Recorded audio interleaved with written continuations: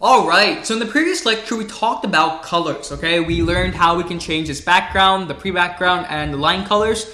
We learned how we can modify some objects, and we learned how to create a subplot. So creating a figure, adding subplots, stuff like that.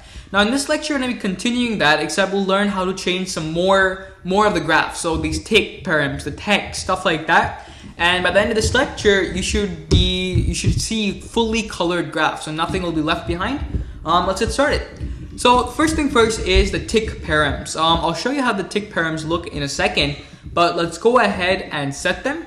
The way you set them is you say graph1.tickparams, okay? And then you specify which axis you're talking about. So axis is equal to whichever axis, X or Y. Let's go ahead and start off with X, and you say color is equal to whatever color you want. However, since we have a black background, I am going to do white params or white ticks, okay?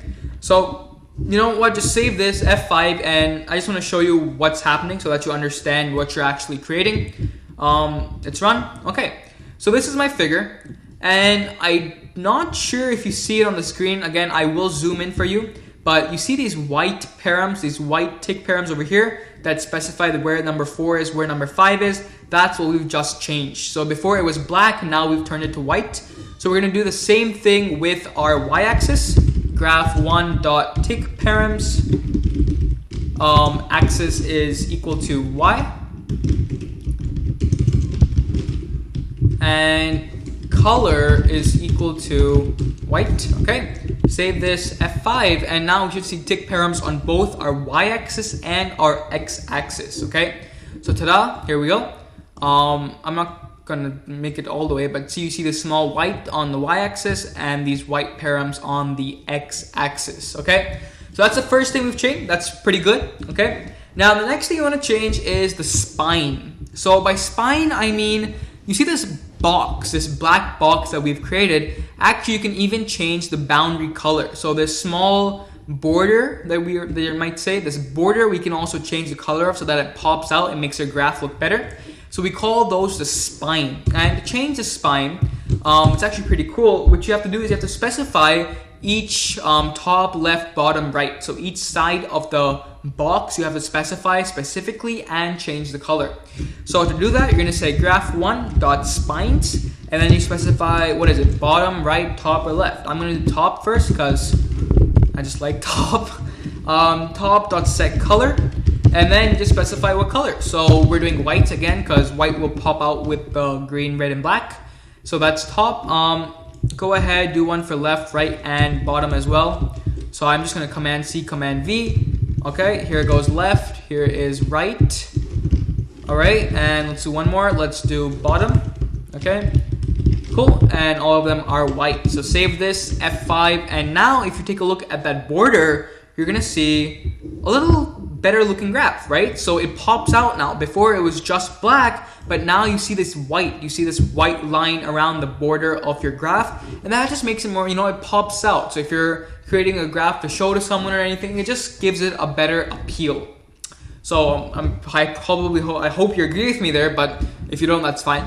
And to finish this lecture off, let's go ahead and understand how to change the text, okay? So right now we don't have any labels, but I do want to add the labels, and the way we can do that is actually by doing this. So say graph1.setTitle, and the title basically is the title of your, like I've talked about this, but it's the title of your graph. So I'm going to give this title as, currently it's random, so a random graph. And then you also specify over here what color do you want this to be. So by specifying colors, it changes all three or any of the text. If you only specify color, I believe it doesn't. I'm not completely sure, but just go with colors for now. Okay, we have colors, and let's change this to white again. So random graph, comma colors is equal to white. So by setting it as colors, we don't have to change the x-axis, I believe. So it's .set x label, and our x label is going to be this is the x-axis, something simple. And go ahead and do the same thing for the y-axis. So graph1.setY label is equal to this is the y-axis. Okay, so save this F5, and now you should see, better text. So it just makes our graph at the end look better.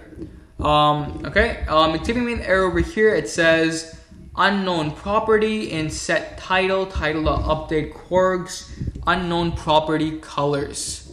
That might be because of the extra S. Let's try doing color. That might work. Let's see. Yes, cool.